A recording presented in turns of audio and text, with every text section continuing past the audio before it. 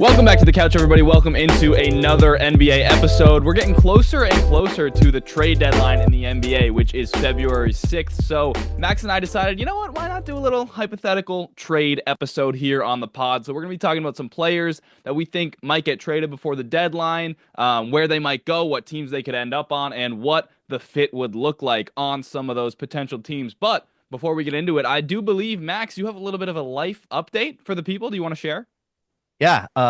So today I got a job, a big boy job finally. So I will be moving to Raleigh, North Carolina, or actually Chapel Hill, North Carolina, moving in with girlfriend. So this podcast, nothing's really going to change for the listener. Jordan and I are just going to see each other less, but that means I think the podcast will actually get better because we'll probably talk more on the pod, what more to say. Yeah, for sure. I mean, I see way too much of you right now. I'm very excited for you to finally be moving away. No, I'm just kidding. It's like bittersweet because you are, really moving away now, and we're going to be hanging out less, but it's okay. We've had a pretty good run here, I'd say, from freshman year of high school all the way to now living in the same town. So it'll definitely be different, but I'm sure, we'll figure it out. I'll hopefully come visit you, maybe catch a UNC basketball game. Absolutely, we can catch NC State, Duke, UNC. We don't have any preference down here because we don't care about the NC colleges. So I know my girlfriend goes to UNC, so she's gonna want us to go to UNC games. But all those games are within each other, within the same area, so we can go see all three. Yeah, it'll be fun. Yeah. All right. So speaking of UNC, actually, let's talk about a potential trade involving a couple former UNC basketball players.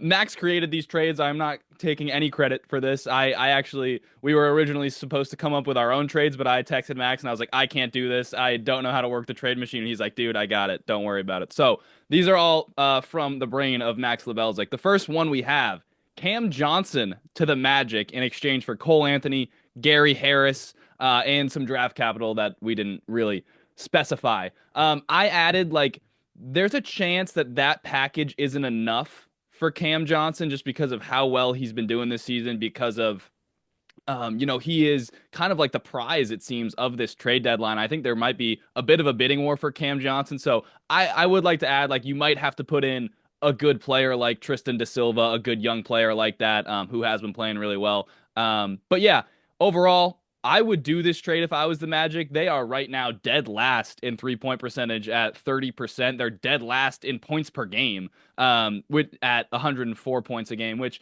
is, a bit expected with all the injuries, and their offense isn't amazing to begin with. But coming into the season, I mean, KCP was their big ad, and he was supposed to help with this shooting issue, and he just has not so far. He's at 31.6% from three on the season. Cam Johnson, at 42.6% from three, averaging 19.5 points on the Brooklyn Nets. So I am in for this trade, Max. What are your thoughts on it?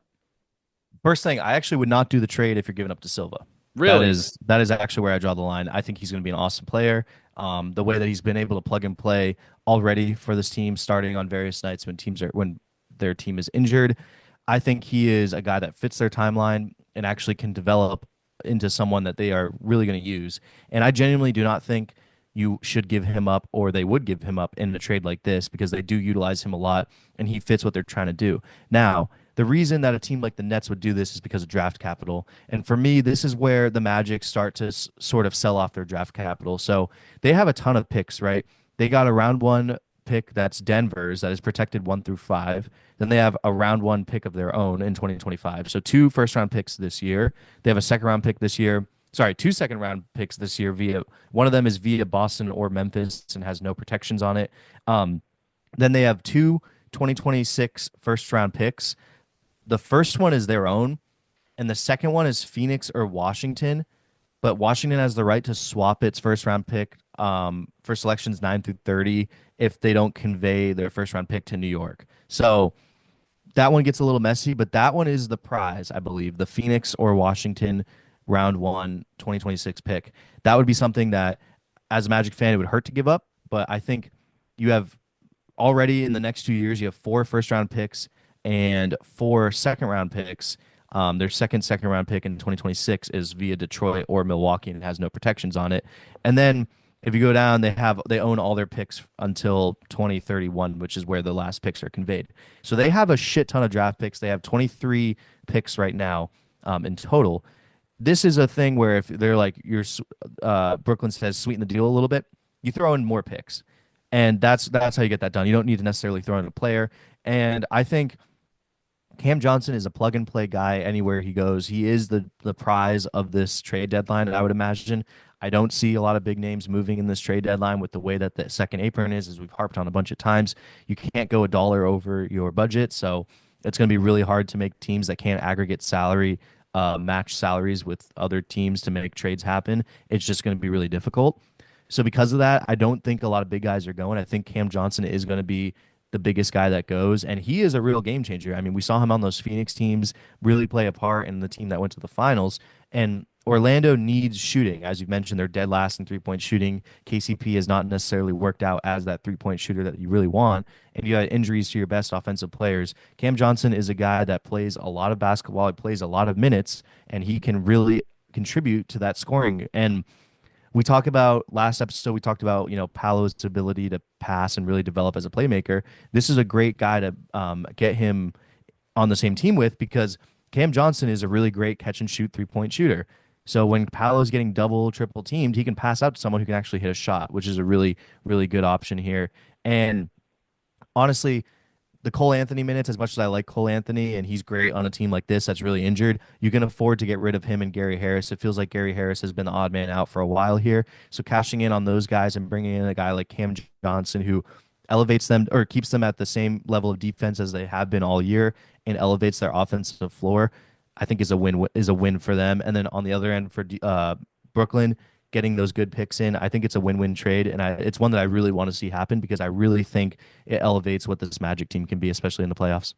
Yeah, I totally agree. And I do just want to touch on, who exactly Cam Johnson is as a player, because I think he came into the league as just a pure 3 and D guy, and in those Phoenix years played that role very well. And I would still consider him a 3 and D guy, but I think this year he's kind of scaled up. He's more of like a 3 and D plus kind of a player Yeah. now. He is still, that great catch and shoot guy if you need him to play that role. He's 43.5% on catch and shoot threes this year. So if the Magic offense is humming, like if Franz and Paolo are both really, getting downhill, getting to the rim, being able to create a lot for that offense, great. Put Cam in the corner, just space the floor. He can do that, about as well as anybody. But he's also this year proven to be a really solid, like, tough shot maker, a guy who can, get to his spots, can create off the bounce a little bit. You can run plays for him if the offense is stagnant, send him flying around screens. He can hit those movement threes. He's just a really skilled, he's become a really skilled offensive player. So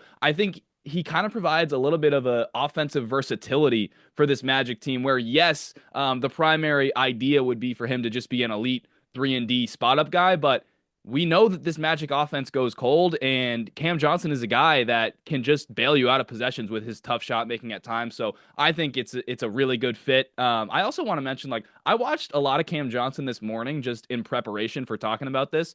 Brooklyn uses him as a screener a lot.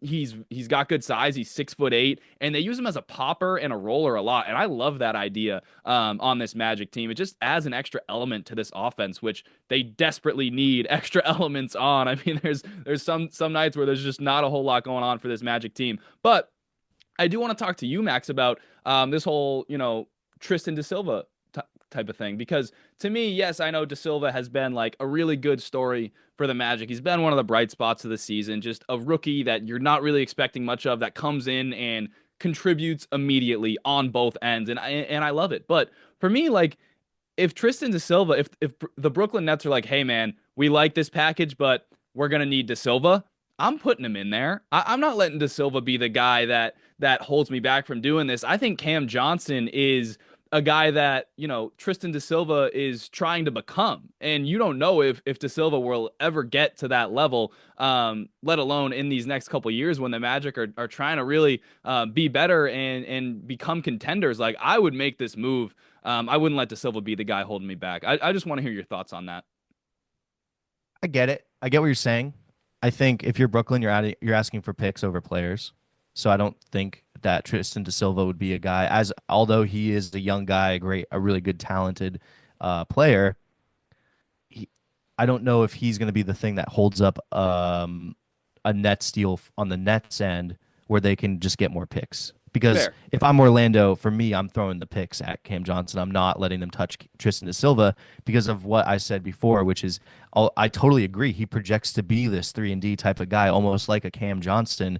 But those guys are really valuable, and having them on these rookie scale contracts in this new NBA where the finances are the most important thing. Those role players are the most important players now because you need to get them cheap and you need to build around. It's like when you have a rookie quarterback on a rookie scale contract. Yeah. Those guys are immediately more valuable than the quarterback that is very, very good but is on his second or third contract that's very expensive, right? You want to take your timeline and stretch it as long as you can with these rookie scale contracts, and they just have more opportunity to stretch with Tristan da Silva, a guy that one fits their timeline, as we said, is German, which does actually make a difference on this team that is filled with German players.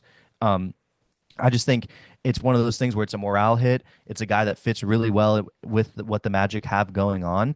And I would be really, really hesitant to give him up from what we've seen just from his rookie year as a guy that was not in the lottery. He was a late 28 round, I think 23rd overall pick. So, I mean, with me, I'm just overwhelming Brooklyn with picks. I mean, if it gets to a point where they're like 5 picks, I'm saying no, but then it just doesn't happen with Cam Johnson, and you figure it out, and your timeline is set back just a tiny bit. But the Magic sold.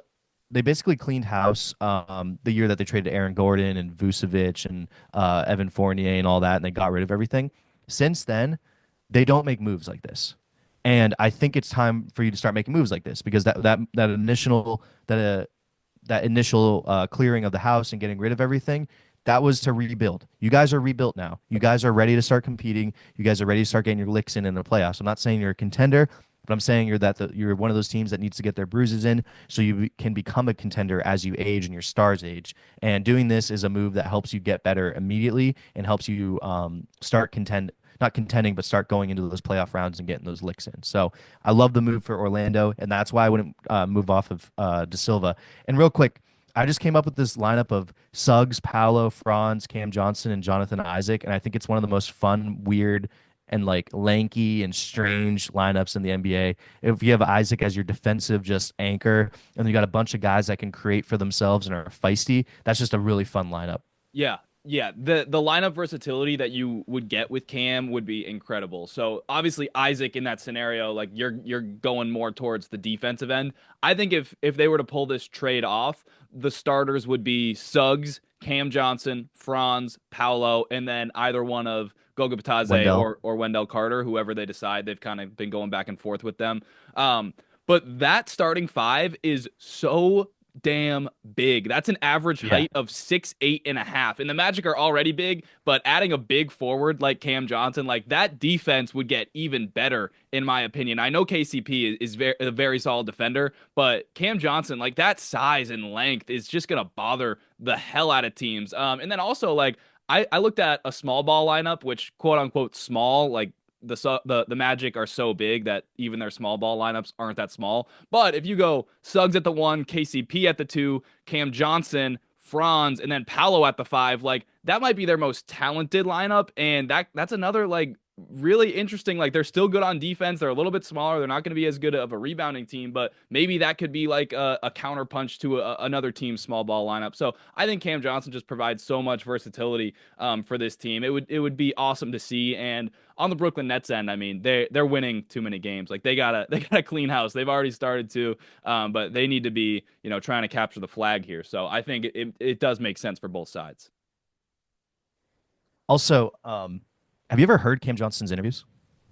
I don't know. Remind me. He talked to JJ Redick about the physics of shooting a basketball, and I've been obsessed with him ever since. And listening to him talk, he's an NBA nerd. He's obsessed with it. This is his life, and just thinking about like this feel-good Magic team and Cam Johnson, a guy that we all love, and a guy that doesn't have any baggage, doesn't have any drama, is locked the fuck in. It gets underrated for how much of a smart NBA player he is, and is a guy that I really think will be a head coach once his career is over and he retires and everything. Getting him on this team is just going to elevate them. Like I really think this is a match made in heaven if this happens. Yeah, totally agree. All right, we have glazed the magic in Cam Johnson enough. Yeah. Let's move on to our next trade, which is Denver adding Bruce Brown from a buyout and signing him to a smaller scale contract. Max, you want to talk a little bit about what this move would look like? Yeah, so it's basically Denver does like a salary dump, or excuse me, Toronto does a salary dump move to get contracts in for a team that just needs to, release some salary off the book. Maybe they get a pick out of it, right? So, um, the way that it would work is Toronto would trade Bruce Brown to someone that has salary and would probably attach a late pick with him or like a second or something just to get him to incentivize the team to take him on because Bruce Brown has kind of a bigger contract. It's not like an otherworldly contract, but it's the reason he left Denver to go to Toronto. It's because he got overpaid and it was 2 years, $45 million for that contract. So that's about like it's like 23 million a year, something like that. Or 22 and a half a year, something like that. So that's a pretty hefty number for a guy like Bruce Brown who does not play for Toronto really. So the idea is that they would trade him to a team that has a salary cap and can absorb him in, and then that team would buy him out, probably getting a pick out of the deal and or a player that they're interested, who knows. And then Denver would be able to come in and buy him and sign him to a small like contract on their. I think they have an MLE that they can work with, something like that, but. They would be able to do this. It wouldn't be like a very lucrative contract for Bruce Brown, but it would be a reuniting. Excuse me, he signed with the Pacers, not Toronto. Yeah. And then the Pacers traded him. But it would be like a little signing on the fringe, like a little buyout guy signing, because Denver hasn't actually hit the second apron yet, so they're still able to get buyout guys, and that would be a great move to that for them because we've already seen how this works. And they just need guys that can play. They need to get a little bit older. They need some established guys. Bruce Brown has already proven that he can. He had his best time of his career with Denver. He has completely fallen off a cliff since joining Indiana and now Toronto. And I think if this happens, I'd be really excited for Denver because they just need to get a guy like Bruce Brown. When they lost him, that was a big hit. Losing guys like KCP and Bruce Brown did hurt. And I think this actually does take them up a little bit of a level. Yes, I think some of the fall off for Bruce Brown can be attributed to injuries, especially this year, just not being available to be in the lineup a whole lot, and he's been struggling with the jumper. But I think a lot of it can be attributed to he's not playing with Nikola With Jokic Jokic. anymore. He's Yeah.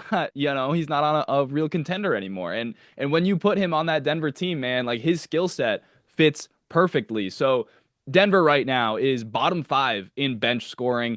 Bruce Brown is a guy who can, come off the bench and provide some sort of a spark in terms of athleticism, pace, a guy who can attack closeouts, a guy who's just a good decision maker, a good connective passer with the ball, plays good defense, but more than anything, he is an unbelievable cutter and screener, which is exactly the type of player that you want to pair with Nikola Jokic. Guys who can cut, guys who can read a defense and make good decisions, and are good spacers, and that's exactly what Bruce Brown is. Now, I talked about, the different type of lineups that the Magic could put together with Cam Johnson. I think this is another guy in Bruce Brown who could give the Nuggets real versatility in the type of lineups that they could make. So let's say like, Russ, who's playing great right now and has had a great season. Let's just say he's having a bad game. It's a classic bad turnovers, no shots are going in. All right, let's throw in Bruce Brown as our shooting guard. Maybe Christian Brown is a young guy in the playoffs. He's a little bit overwhelmed by the moment. He's missing shots.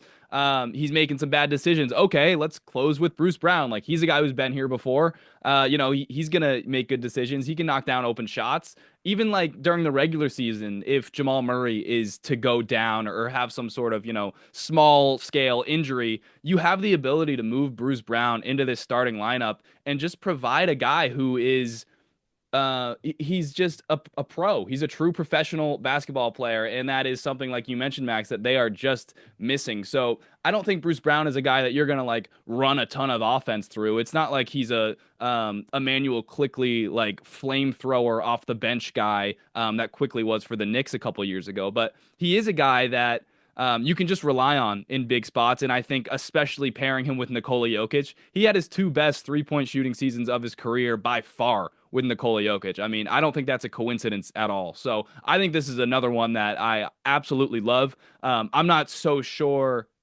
how easy it would be for Denver to get him because again, I think like teams like the Lakers could really use Bruce Brown. Like I think there are teams that would be after Bruce Brown. But yeah, on Denver, I absolutely love it. I'm a fan of Bruce Brown. Unfortunately, been battling injuries this season.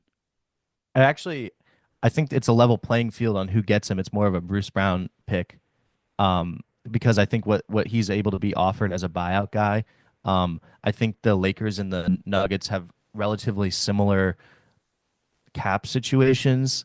So if teams are like if they're looking to add a guy off the buyout, I'm pretty sure, don't quote me, but I'm like 99% sure then that means the Lakers are slightly under the second apron because I know second apron you can't add buyout guys. So that means they're probably pretty similar cap situation as Denver. They're probably only going to be able to offer him that vet minimum or something along those lines for a buyout guy. And it's more so, I bet you, it's just probably what Bruce Brown wants, in terms of like what his options are, where he wants to Right. go. And maybe he burned a bridge in Denver. I don't believe he did. I believe they understood that he was getting overly paid, and he had to go chase the bag. But it seems to me like it seems okay in Denver with him. And if I'm him, I mean, him going to Denver over the Lakers makes Denver more of a contender than the Lakers does, right? Oh Or makes yeah, the Lakers. yeah, Yeah. absolutely. I mean, I think it would definitely help elevate the Lakers. But yeah, I mean, Denver's already so far ahead that yeah, if I was Bruce Brown, I would definitely choose to Yeah. play with Nikola Jokic for sure. Absolutely. So I think there is the right move, and it would be one that'd be really excited. And the reason Toronto would do it is you have the opportunity for pick swaps. You have the opportunity of getting off of this bad contract. Not that they really need cap space. I don't know who would be signing in Toronto, but my guess is it's something along the lines of you're attaching seconds for a first or doing pick swaps, something like that. Pick stuff that I don't really understand, but teams do stuff like this. Absorbing these bad contracts, in terms of whoever would be receiving Bruce Brown. They do that for compensation, whether that's cash compensation or pick compensation. Now, I know Bruce Brown, this might not happen because maybe they can trade Bruce Brown to a team that doesn't actually want to buy him out. I don't know who that would be, but and they do that in order to get picks. But I don't. It would take a little bit for them to get to Denver, but basically the idea is that when Bruce Brown hits the buyout market, Denver would be the ones that get him, and I think it's a good option here. Real quick, let's take a. Oh, also, I think it would be awesome to see if the way have you seen how he dresses? Yeah. Yeah, I think it would be so funny to see if any of that rubs off on Jokic. I really hope it does. If Well, you he see already Jokic, played there. I feel like it would but have he didn't dress already. like that. He didn't dress like that there. He just So this if was a recent change. Yeah, I see him yes, wearing he like the started in cowboy Toronto. boots and the Yeah. yeah. The So it's flared like, pants. could you imagine he did that in Denver and Jokic starts dressing like that? I think that alone makes the trade worth it, I think. Yeah, I would give up a lot of assets if we could get Nikola Absolutely. Jokic dressing like that. But all right, Absolutely. let's take a quick break. We'll be right back. We got two more trades. All right, coming back. Max just informed me that he has a surprise third trade for me at the end here. So we actually have three more trades. But the third one on the docket is Nikola Vucevic to the Warriors. The package from the Warriors would be Jonathan Kuminga, Buddy Hield, and Kevon Looney. This Warriors offense, Max, is in desperate need of any sort of second scoring option alongside Steph Curry. This is a Warriors team that's 20th in offensive rating, and Steph Curry, by everybody's accounts, is still playing at a very, very high level. Obviously, I don't think he's quite prime Steph Curry, but he's still like a top 10, maybe top five on any given night kind of a player. Nikola Vucevic this season is 20 points a game and he's shooting 41% from three. That's the big thing. If you think about bringing Vucevic into the Warriors and pairing him with Draymond Green, you really need that center to be able to shoot. And Vooch is a guy who can absolutely stretch the floor. He's been lights out this season. Also, a really good passer, a good rebounder, I think would fit pretty well in the Warriors system. The problem here is you're giving up Jonathan Kuminga, a guy who you have, invested a lot of time and resources into. You've given a lot of confidence. You've tried to, insert him into the starting lineup, and he's had big moments for you, but he just hasn't been as consistent as the Warriors would like, especially at a time where they are trying to contend, right? In Steph Curry and Draymond Green's final years of their career. Of course, Buddy Hield is in this deal as well, who got off to a flaming hot start to this season, but has since come back down to earth. And then Kevon Looney, just not a guy who's playing a whole lot for the Warriors, but still like kind of a valuable part of that team in terms of rebounding, in terms of a backup center, a backup big for Draymond. So it is, a pretty good package. Like it's kind of a lot to give up for a guy like Nikola Vucevic. But what do you think about this trade? Would you do this if you were the Warriors? So this trade was the one that I spent the most time on. I just wanted to ask you, do you think this is too much of a package for Vooch? I'm like going back and forth on it. Like, I think the Warriors really need to make a move. I don't know if this is the move.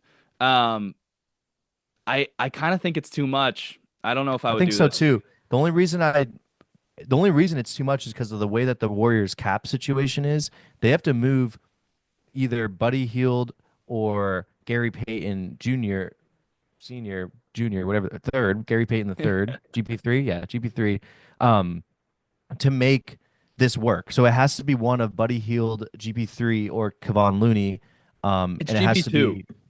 be GP2, whatever the fuck it is. It has to be Kaminga. I think Kaminga for Vooch. I think is a good starting point. Yeah, Like, the two I think the centerpieces. Bulls.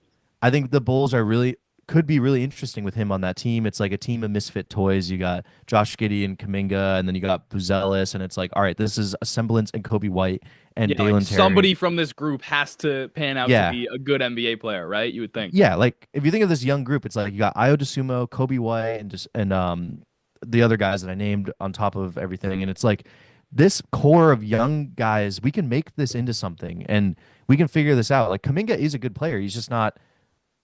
He shouldn't be paid like what he wanted to be paid like because he's not that good. He's not on the same He's level of also not talent. ready to be on a contending team, right? Like he should Yeah, be on a young team like the Bulls where he can make mistakes and not feel the pressure of like, oh my God, like we need to win this game to for the seeding in the playoffs. Like no, he should be on a young team where he can mess up because he is like he came in as a raw draft prospect. You when you get raw guys, they should be allowed to mess up. And Kuminga hasn't been. It just hasn't been the right situation for him in my opinion.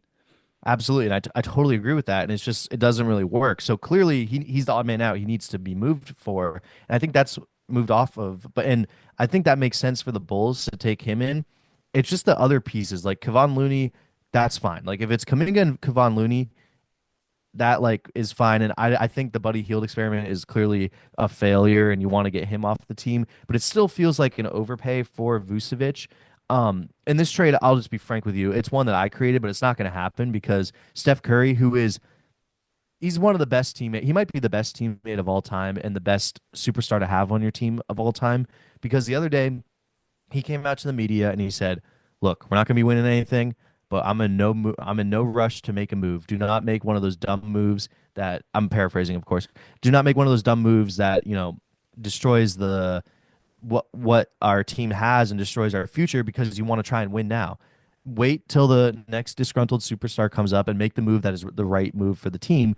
And that is so fucking awesome because Giannis didn't do that, and they ended up with Dame Lillard, and now this team is all sorts of fucked up in Milwaukee. Like granted, they are a solid team, but their future assets get really depleted, and it gets kind of messy here because of that Dame trade. Steph said, "You don't need to make a move. I'm okay if we don't do anything this year. I understand. Like I'm just trying to, play out everything and all that." And that's a really cool thing for him to say, and a thing that I wish more NBA superstars would say, because a lot of players put pressure on that front office, and that leads to some of the worst trades and some of the trades that have the worst effects. Because if the guy's putting pressure on the front office, usually he wants out. Then you go and you make a trade and it blows up. Then he really wants out, right? Yeah. I don't remember a ton of times where it's gone well like that. So I'm really interested in the fact that Steph said that because it means that he understands what's going on with this Warriors organization. He's not looking this year. He's looking out for the Warriors organization for the rest of the foreseeable future.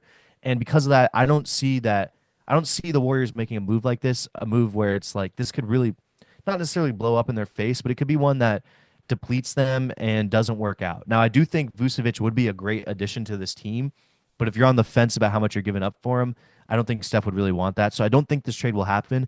But as a fan, I think it's one that's fun to tinker with. I'm not good at making 3-team trades, so maybe there's a 3-team trade that they could make that gets Vooch in the building for less capital on their end. But from what I found as a straight up 1-to-1 trade, this is what I came up with because I thought Gary Payton was more important to the team than Buddy Hield. Yeah, so here's the thing is we do like this fit, like Vucevic to the Warriors. Like we could see it. It's not perfect, but we could see, that working out and at least helping the offense in a pretty significant way. But the problem is you're giving up three guys who are rotation players for you. And I Yeah. know the Warriors are deep, but like Jonathan Kuminga is an important part of the Warriors team right now. Buddy Hield plays a ton of minutes for the team. Like he hasn't been playing great, but they are relying on Buddy Hield, and he has had like huge games for them. So same thing with Kevon Looney. Like he's still a valuable backup big and rebounder in a lot of respects. So you're like gutting your depth and going for Nikola Vucevic, and yes, it makes you better, we think, but does it really elevate them into like contender status? Probably not, right? Like they're pretty far away from that. So yeah, I don't think this will happen either. Yeah. All right. Moving on to our fourth trade, we have Jonas Valanciunas, who is currently on the Wizards, to the Knicks for Mitchell Robinson and potentially a second round pick, maybe two. So for me, like, I just don't get this. Why the Knicks would do this trade? I know Mitchell Robinson is a super unreliable guy in terms of health, but to me, like Jonas Valanciunas is a solid regular season center. He's good on bad teams, and you can feed him in the post with like mismatches, and he's one of the stronger guys in the NBA. He's a good rebounder, but he is just a liability on defense, defending in space. Like he's just not fast enough or athletic enough to be a viable playoff center in any rotation, in my opinion. Like I really, really don't think Joe Val is a guy that you can trust on a contending team. So I wouldn't do this if I were the Knicks, just because I don't think Jonas Valanciunas is a valuable player in any respect when you're talking about trying to win a championship. I would just hope that Mitchell Robinson comes back and plays and can help fix your rim protection or something.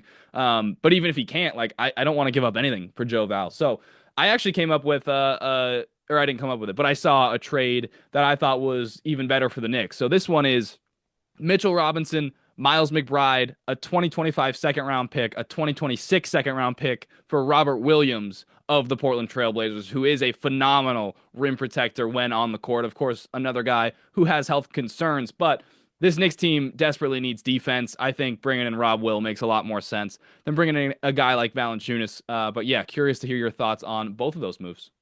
Potential hypothetical moves, I should say. Joe Val at least plays, man. And Robinson, he's just not like I think we know.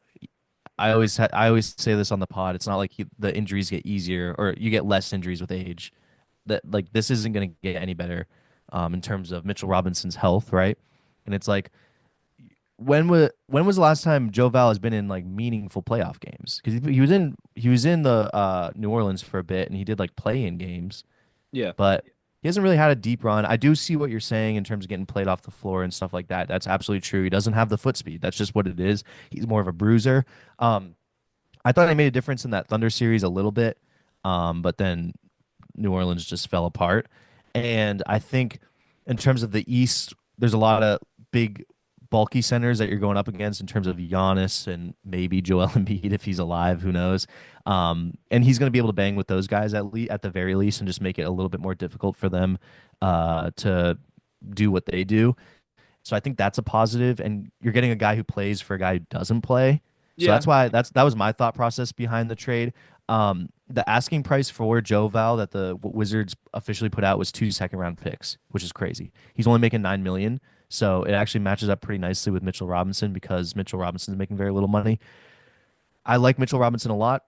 Don't trust his health at all, and I'd rather have a guy that can actually play on the team than a guy who we just don't know. And Yeah, I think in terms of like regular season and in terms of the depth, which is a problem for the Knicks, no doubt. Like Jovel could help in that respect, and regular season production is very different from playoff production. But when I think about the Knicks, I'm thinking about what move can they make to put them in this tier with the Cavs and the Celtics in the East, and I think this does nothing for me. I would rather have Mitch Robinson. In terms of just like hoping he comes back and can give us anything in the playoffs, because I'm pretty positive that Joe Val can't give us anything in the playoffs. That's my stance on it. But Yeah. No problem. And I like the Rob Will trade. For me, it's just trading the same problem, but you're giving up assets, and Yeah, because you got to give up Deuce in that one, and that's the Deuce only thing. is It's yeah, so that's valuable for their bench scoring because they really have no bench depth. And Deuce is such a good flamethrower off the bench, a shot maker, guy who can create off the bounce on his own. Like giving that up, yes, you theoretically help your rim protection and your defense, but then it's like if Rob Will goes down and yeah. doesn't play, which is It's very, a very possible, like then you gave up Deuce and you don't even have anything yeah. in return. So yeah, I get In it. in a vacuum, Mitchell Robinson for Rob Williams is a lateral move, I think, in my No, opinion. I think Rob's better than Mitch, right?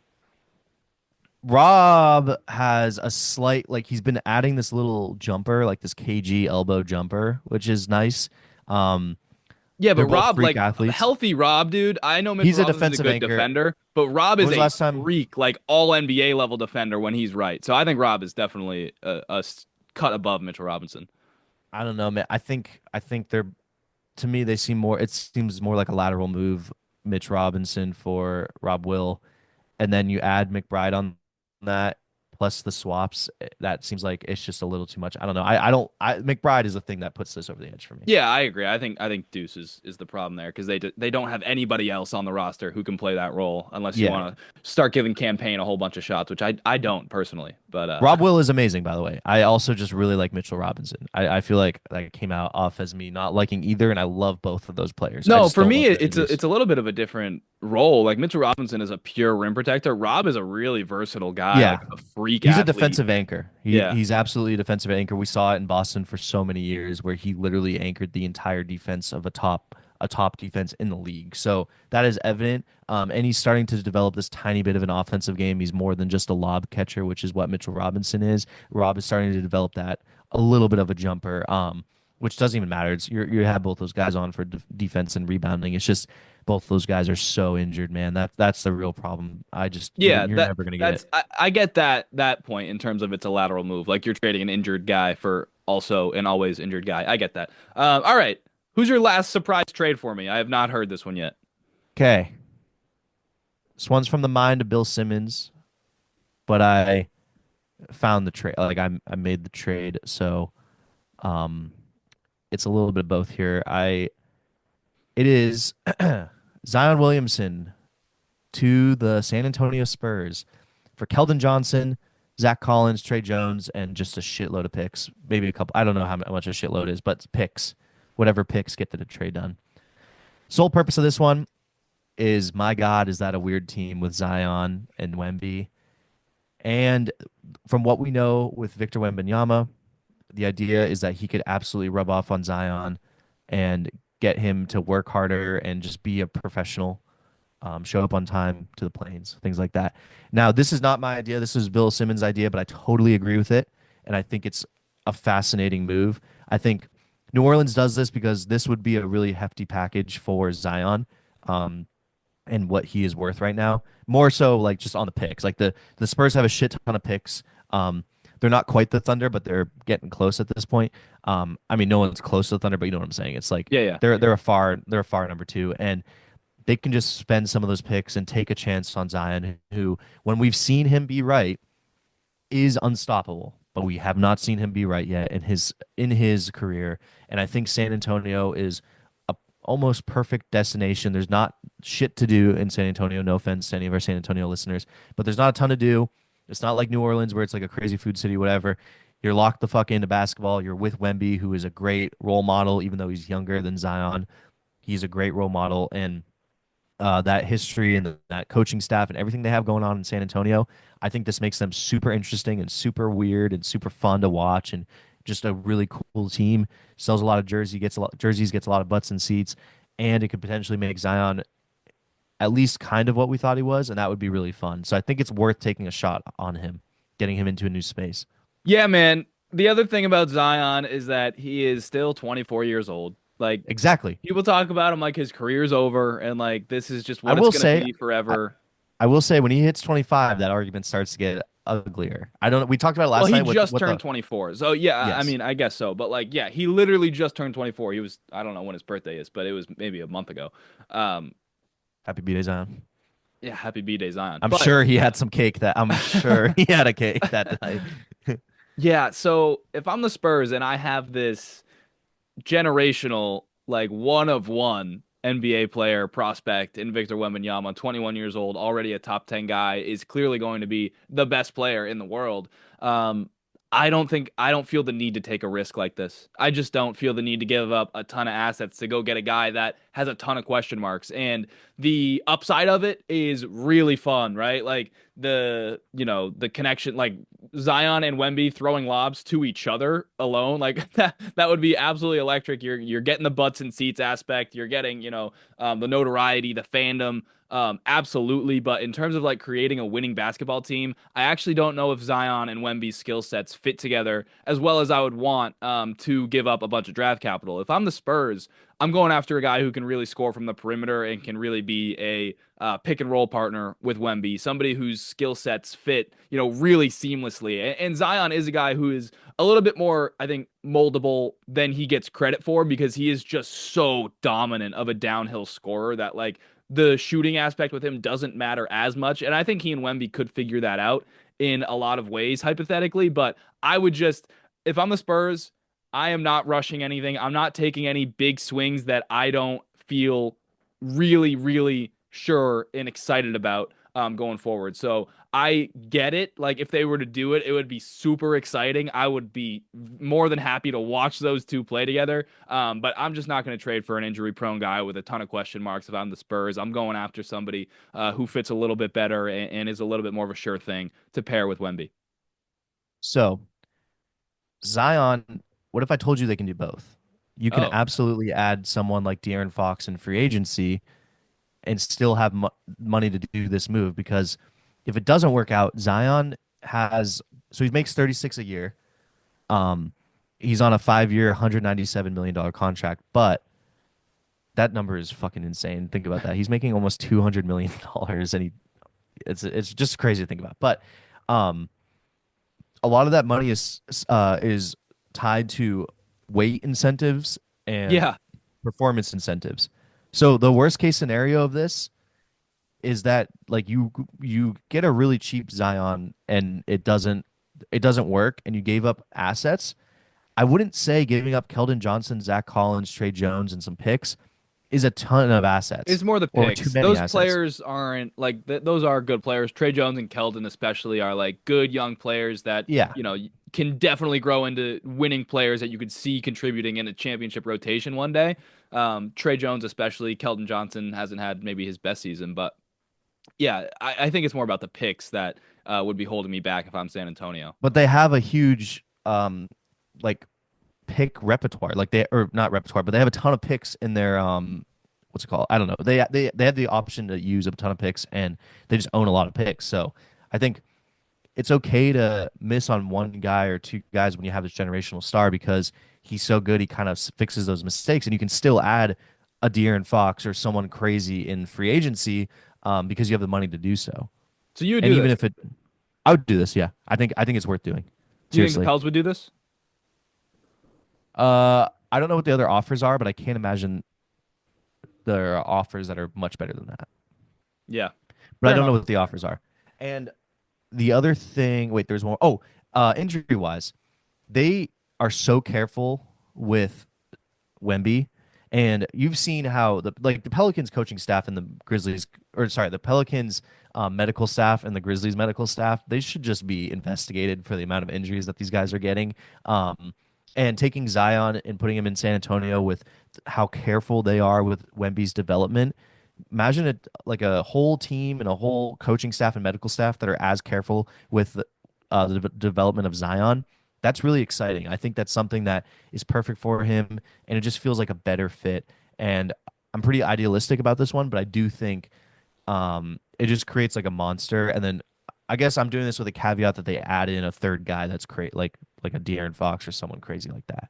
Yeah, Fox is the guy that I would just be so excited if they get. The other thing I want to say though with Zion is like, yes, the weight seems to have been a pretty big problem throughout his career, but also human beings aren't supposed to move the way that Zion does. They're not Yeah, supposed to jump that high. They're not supposed to be that strong and that heavy and put all this pressure on their knees. Like this is a play style that isn't one that you would think like you wouldn't expect Zion to not get injured. He's just that type of a player where it's like Derrick Rose too, right? Like Rose did Yeah. everything right, but he couldn't stop his knee from collapsing. Like that's something that happens with these super freak athletes. So Zion, like yes, I get it. The weight is part of the problem, but also he's just an injury prone guy to begin with. So I don't know. It's again, I wouldn't take the swing, but I do get it. I totally would understand if you want to do it or if the Spurs did it. Yeah, I think it's fun, but I get your side as well. I was trying to get Rob Williams on the Pelicans for a while, and I just didn't have the time to figure it out. But I think that's a fun one as well, just getting a legit center. But they do have Yves Missi, who is insane. So I don't know if they really He's need a to do young that. Rob, yeah. He's a young Rob, so I don't know if they necessarily need to do any of those moves in terms of the Rob Williams move. Yeah. No, I agree. I mean, I don't know. I think the Pels got to make a decision on Zion here. I think that's their biggest decision. So, Where do you think Jimmy Butler goes? dude, I think Jimmy Butler is a Miami Heat for the rest of the season. Like I know that they keep saying like, yeah, we are working tirelessly to trade Jimmy, but I don't think they're not gonna give him up for like some crap offer. And I think there's a chance that Jimmy just comes back and is like, yeah, I guess I'll just play out the rest of the season. Or even if he sits out the rest of the season, like I just don't think there's a deal out there for Jimmy. What about you?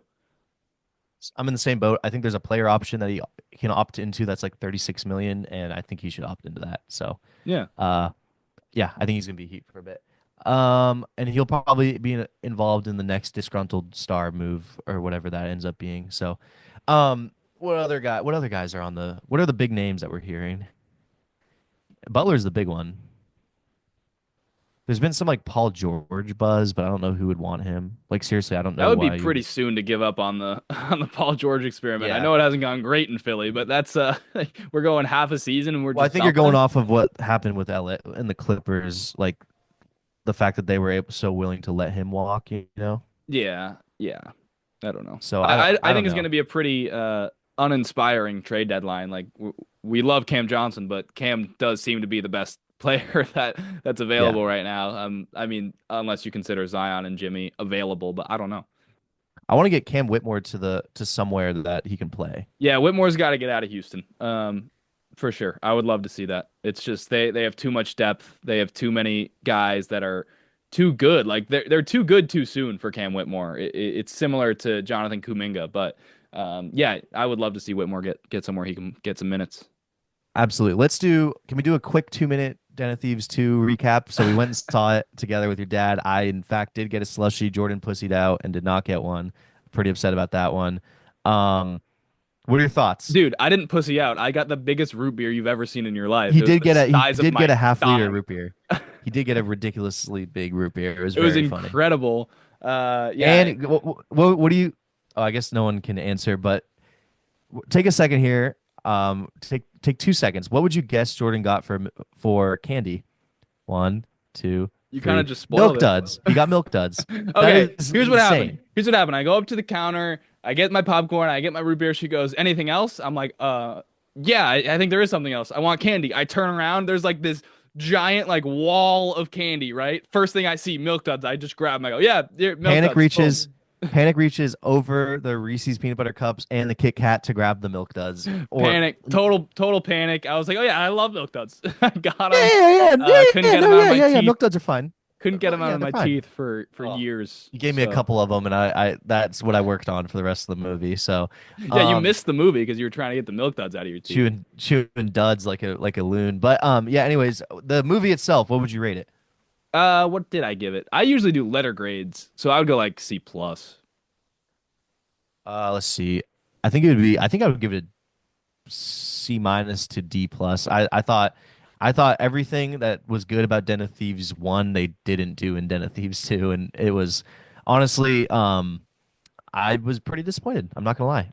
I was also disappointed. I think it's a very, very different like style movie of the first one. The first one is like pure action. It's Yeah, almost like reminiscent of Heat, the original like amazing action movie kind of style. This one is much more like fun. They're outside. There's like a partying scene. It's more like reminiscent of like the Fast and the Furious yeah, franchise. There is a or like cool John car Wick. chase.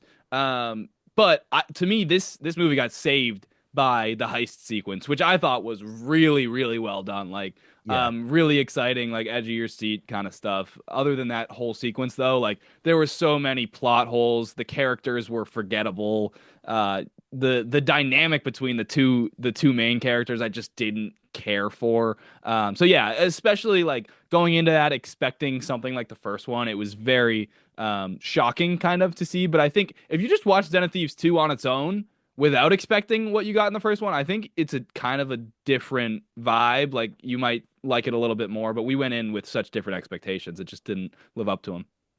That's a good point. If you just went and saw DOT2 without knowing what you're getting into, it would be a completely different movie. I totally agree with Yeah, that. because you could just have fun with it, and you could Yeah. enjoy like the different like partying sequences and the random long drawn out car chase and the dialogue driven stuff, and not be The expecting all 15 this language awesome dialogue. action. Yeah, yeah, We exactly. literally had one of every language in there. I was like, I don't where are we? What are we talking about? That was It was another thing. very I cool. had no idea where the movie was taking place for Yeah, it was very yeah, it was I was pretty disappointed in that one, but I will say I want to see some other movies this week. I think we're probably going to hit some this week, but have you seen Conclave yet? Mm-mm.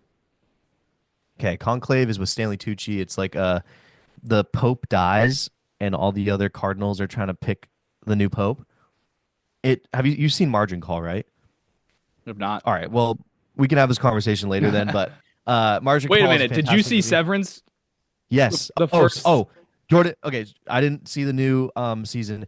That's one thing. Jordan and I are going to be reviving the recliner, and we are going to be doing episodes about Severance. And I totally forgot to mention that on this pod. So keep your ears and eyes peeled for that because we are going to be talking Severance very soon. Season 2 Severance, episode 1 is out now. Episode 2 might be out. I don't know. I might be a little behind, but it is so good. It's one of my favorite shows I've watched in years. So I'm so excited for the second Yeah, season. we will be doing some Severance talk for sure. But that's going to wrap it up for us here at the couch. Thank you all for listening.